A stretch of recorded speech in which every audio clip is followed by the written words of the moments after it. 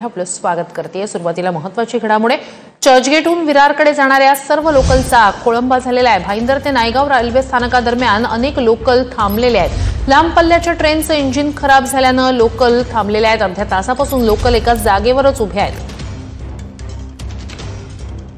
तर भाईंदर ते नायगाव दरम्यान अनेक लोकल जागेवरच उभे आहेत। अर्ध्या तासापासून या लोकल एकाच ठिकाणी उभ्या आहेत। अधिक या सगळ्या संदर्भात जाणून घेऊया आपले प्रतिनिधी विजय गायकवाड यांच्याकडून। विजय, अपडेट्स काय आता लोकल सेवेबाबत?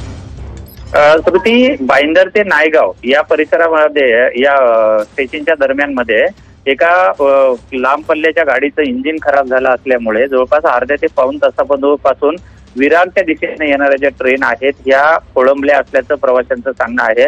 जे व्हिडिओ जे आपण पाहत आहात ते जे लोकलमध्ये सध्या एक अर्ध्या ते पाऊण तासापासून जे खोळंबलेले प्रवासी आहेत त्यांचे व्हिडिओ आहेत।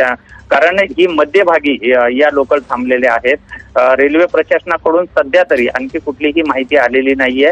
मात्र जवळपास दिवसभर काम करून घरी परतणारे जे प्रवासी आहेत या प्रवासी हे पूर्णपणे त्या लोकलमध्ये अडकलेले आहेत आणि अनेक प्रवासी जे आहेत हे पायी आपल्या घरी जाण्यासाठी निघालेले आहेत। त्यामुळे ते व्हिज्युअल मध्ये जे आपल्याला दिसतात की हे प्रवासी त्या ट्रेन लोकल त्या ठिकाणी थांबला असल्यामुळे अनेक प्रवासी हे ट्रॅकवरून चालताना सुद्धा आपल्याला पाहायला मिळत आहेत।